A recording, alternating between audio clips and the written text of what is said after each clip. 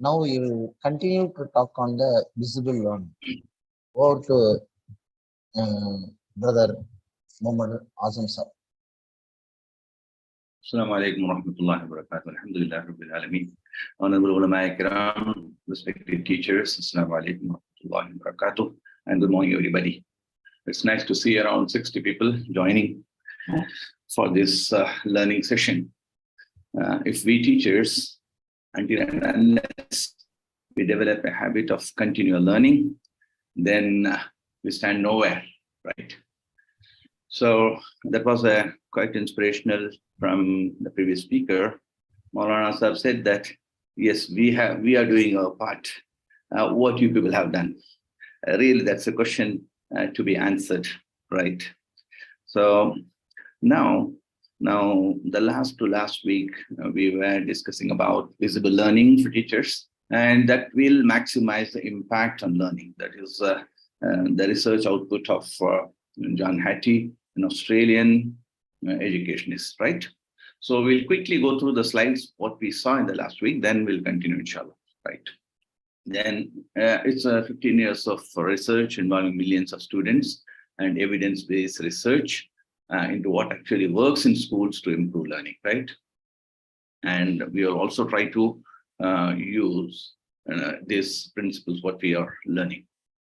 So then we talk something about the Intel Insight.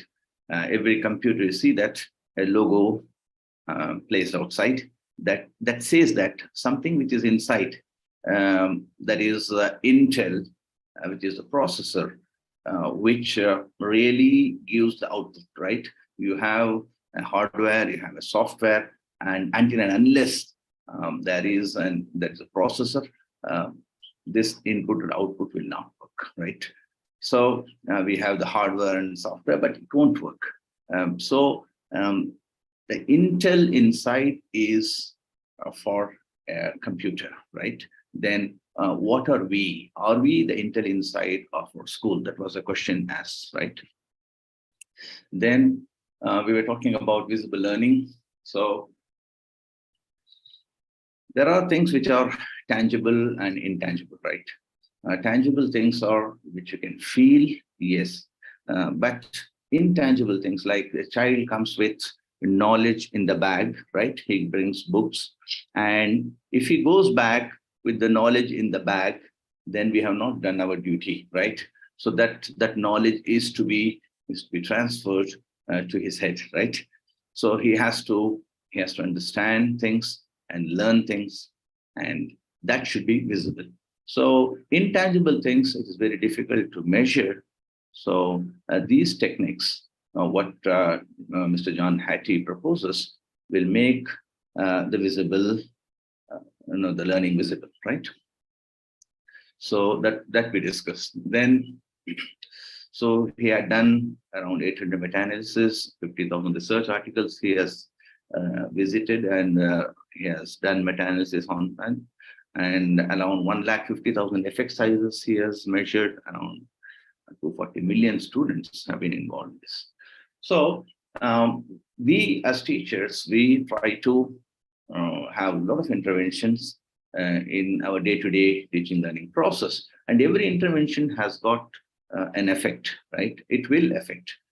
Even if you punish a child, a corporal punishment also works, but it doesn't have a permanent impact on the student. So what he has categorized is those impacts which will have a long-lasting effect on the students. So if you take a scale from 0 to 1, so whatever effect size which falls below 0.4, that is he called the hinge point, 0.4, which has less effect on the learning outcome. Whatever is above 0.4 is really, that matters a lot. So what is effective and what is not, that he has given, right? Outcome of schooling, right? This also we discuss. So the best predictor of health, wealth, and happiness in later life is, it's not school achievement. Somebody scores first rank, and not necessarily he will lead a happy life or a content life or he will become wealthy, not necessary. But But what matters is but the number of years he is in schooling, right? Whether he is now doing his um, higher secondary course, then is he going to, then degree, is he doing his post-graduation or doctorate, whatever it is, the number of years he's engaging himself in the education process, that makes a lot of difference, right? So retaining students in learning is a highly desirable outcome. So as schools, we are supposed to have a system of encouragement that the children continue to learn, right? They crave for maximum learning. So what is the crucial age is 11 to 15 years, wherein you are supposed to give him a conducive environment so that he continues his education. The maximum school dropout take place during this age. That's what the research says. So, as teachers, what we are supposed to do is from within this age, that is 11 to 15 years, we are supposed to be very careful and make the learning very interesting for the child, and never ever criticize or discourage the child, so that he falls away from the class. So he has to be encouraged. So learning experience at this age must be productive, challenging, and engaging. So even yesterday we had a program. So whenever children play a video game, we can take. So if there are different levels of those games, correct? So if somebody plays the first level, he feels okay. Then he tries the next level because it's a bit more challenging. Then he tries the next level. It is more challenging than the previous one. So challenging always puts you into a curiosity. So we need to make our children to study, and that learning experience should be productive, challenging, and engaging. It should engage him, right? So this is what we said. Then, so this is the research of United States, and more or less it is also applicable to our country. So school dropouts average annual income, say US $23,000. A high school graduate, that is who has done 10th standard, he earns 48% more than him, right? Now, some college education, he is joined college and he discontinues there. So he has got 78% more income than the school dropout. Then college graduate gets around 346% more income than a school dropout. The high school graduate, 6 to 9 years, he lives longer. That's what he says. High school graduate, right? Than the school dropout. Because normally the school dropout, they get, bad companies and fall into bad habits. And that affects their health, and their lifespan also goes down. And so the better educated people have better health. That is one. Then 10 to 20%, they are less involved in the criminal activities, right? And also it helps the government through increase of revenues. So far we have seen this, right? So before going there, I would like to show you some more statistics. For example, as Maulana said, what is that we have done to our community as educators, right?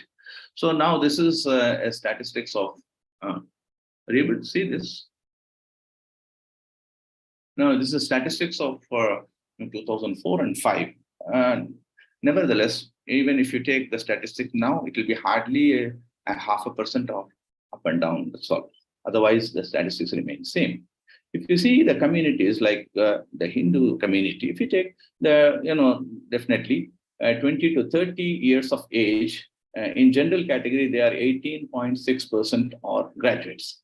And in the same age group, 20 to 30 years, we have hardly 4.5% of our community as graduates. So in the previous program, in the slide, we saw that A graduate earns more, right? A graduate becomes more responsible. He lives a longer life. He lives, he is not involved in criminal activities. So as contributors to this nation, and also to live a happy life, and also to understand our creator, so our learning should be more visible, more engaging, more interesting, right? So if you take any age segment, whether it is 20 to 30 years, 30 to 40 years, and 51 and above, all the areas, our proportion as graduates is 2-4, right? Do you agree with me on? So it means our schools or our students, they discontinue their education at an early age. This is the conclusion what we get out of the statistics. And because as they are becoming school dropouts, there is a role of every school who allows them to be, who makes them drop out from the school. Somewhere or other, we have a certain percentage of that role, and we too take the responsibility. And if we are not encouraging a child, if we are not making the learning process interesting, and if he drops out, so we too as educators have a greater role in this.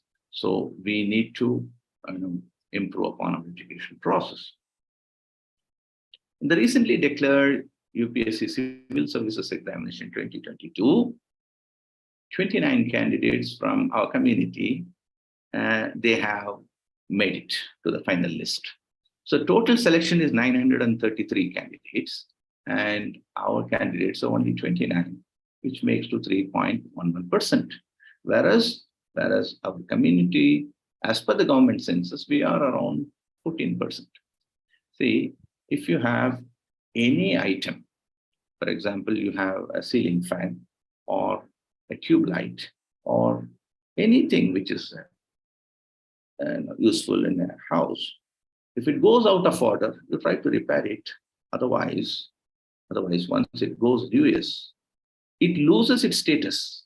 We remove from that place where it is supposed to be, and we throw it into the garbage, or we send it to the trash.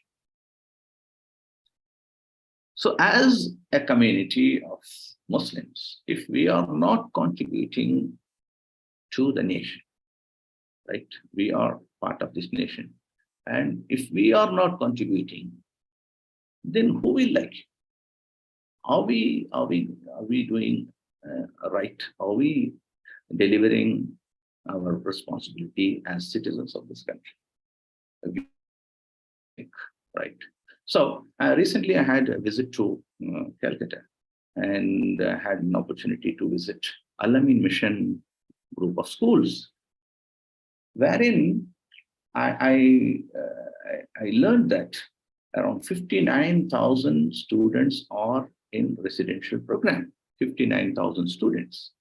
And their working hours starts from 3:50 a.m. in the morning and till 9:30. They have a very structured program. And the children, they learn Deen, they learn Dunya.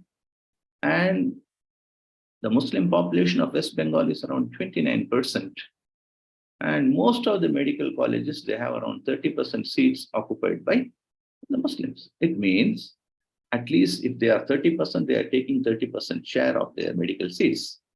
So that comes after an effort. Here in Tamil Nadu, we have 6% as per the government census.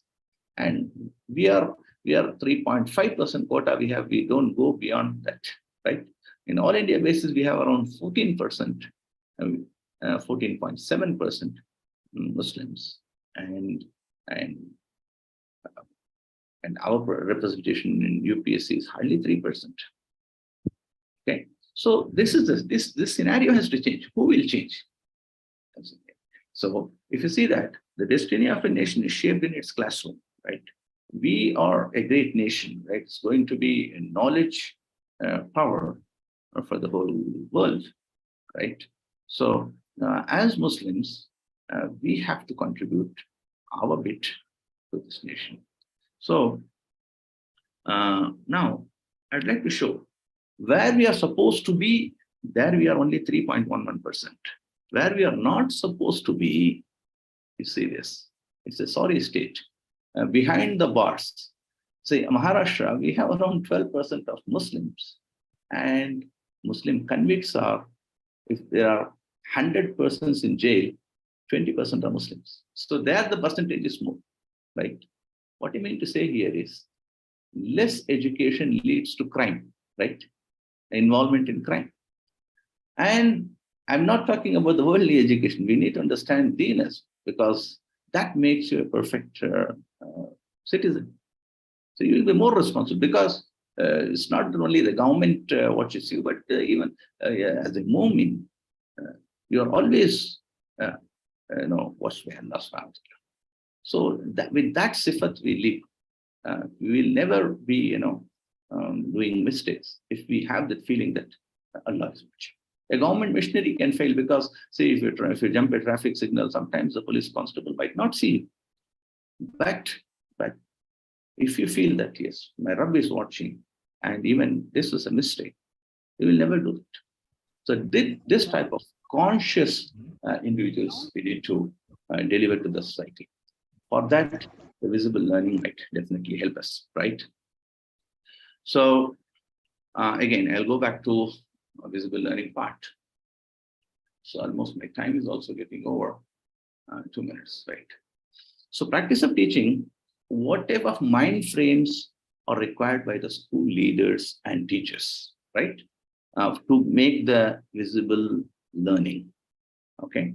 So what type of mind frames are required by the school leaders and teachers? First, we all must feel that I'm a change agent. I want to change the scenario where our community is going. See, I'm not talking about only Muslims. Even if any other community child, if he goes off the track, it's going to be a problem. Not only for him, not only for his family, it is for the whole society and the nation in turn. So I am going to be a change agent. I want to change this scenario. I am a seeker of feedback, because until and unless you take feedback and you're not taking any corrective action, all your efforts will go unaddressed. So it will be just going to I use dialogue more than monologue, and I allow my children also to speak, right? I enjoy challenge, and I have high expectations for all. And I welcome error, because to err is human, and we do mistakes, and doesn't mean our children will not do mistakes. They will do, and I welcome error and try to help him out to come out of that. I'm passionate about and promote the language of learning, and I'm an evaluator and activator. So what is meant here is we need to first change the mind frames, right? I'm supposed to change this scenario. That's the reason I shared all those statistics, because if you don't understand why we are doing this, then there's no meaning of understanding all these things. So I see learning through the eyes of my students. I help students to become their own teachers. So with this, I conclude today's session. Inshallah, next week we'll meet. Jazakumullah khairan. Assalamu alaikum. Jazakallah khair, brother Azam sir. Alhamdulillah, it's a wonderful session, very informative. Alhamdulillah.